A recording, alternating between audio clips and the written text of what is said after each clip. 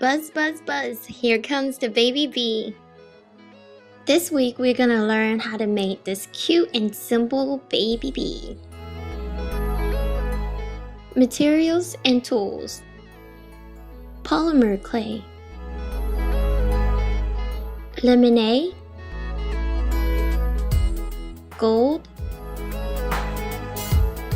sky blue, white, Sharpie, eye pin, and craft knife.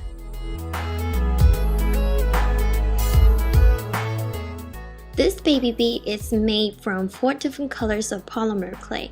If you don't care for this color combinations, you can always use different color clay. Roll the body into an oval shape.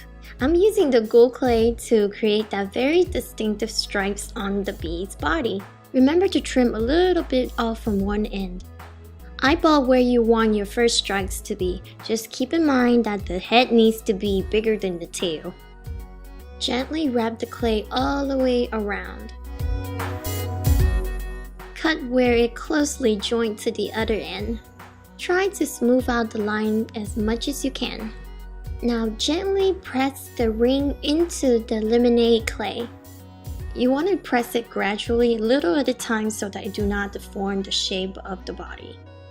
Okay, now take the leftover clay and roll it skinnier. Remove a little piece of the clay again. This time wrap it closely to the tail. If you like more than just 2 stripes, you can always add more clay just to be sure to make the clay skinnier. As for me, 2 is my favorite number. The reason why we want to trim off a little bit of the clay at the beginning so that you see right there it would join perfectly together. Smooth out the surface as much as you can. Use the same technique and gently press into the body of the clay. It kind of looks like an Easter egg.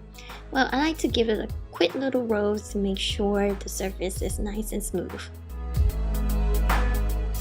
I am using the light blue color to create the wings. Cut 2 identical sides and shape it into a sesame seed shape, but bigger than the average sesame seed. If you don't know what a sesame seed look like, then they kind of look like sunflower seed. Okay, now we're making the sucker. This is what's gonna make it look like a baby because he is still sucking on the sucker. You want to flatten the clay about 2 millimeters thick. I want the sucker has a little heart shape on it, so I'm slowly using the craft knife and carve it out. If you think this is too much work, you can always use a cookie cutter or make it into like a circle shape. Personally, I think it's worth the effort because the heart shape is so much cuter. Always be careful when you're using a craft knife because they can be really sharp. Smooth the edges out as much as you can. Once you have it in your liking, set it down and grab another piece of white clay. Try to roll it out into a skinny little string. Well, not too skinny, just in the right equivalent size of the heart, as you can see right there. Take a pointy object like a toothpick and poke a hole where you want your strings to connect. Set the string over the mark hole and gently tap it in. Wrap the clay over to mark where you want your second hole to be.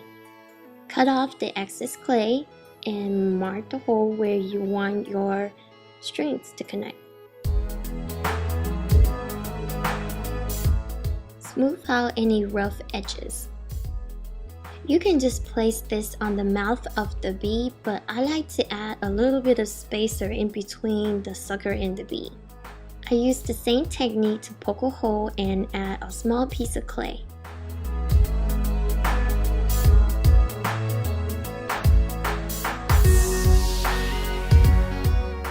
Now go ahead, add the wings.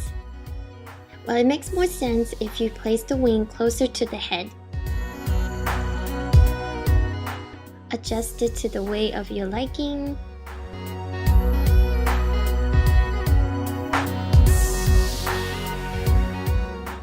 I'm using the Sharpie to mark the eyes, but if you have acrylic paint, it will work perfectly. Gently tap where you want the sucker to be and join them together. And of course, if you're making it for a charm, be sure to add an eye pin. Now your bee is finished. Be sure to bake it in the oven accordingly to your package instructions. I think he is perfect for a baby shower, so if you know anyone that's expecting, this would be a perfect gift to give.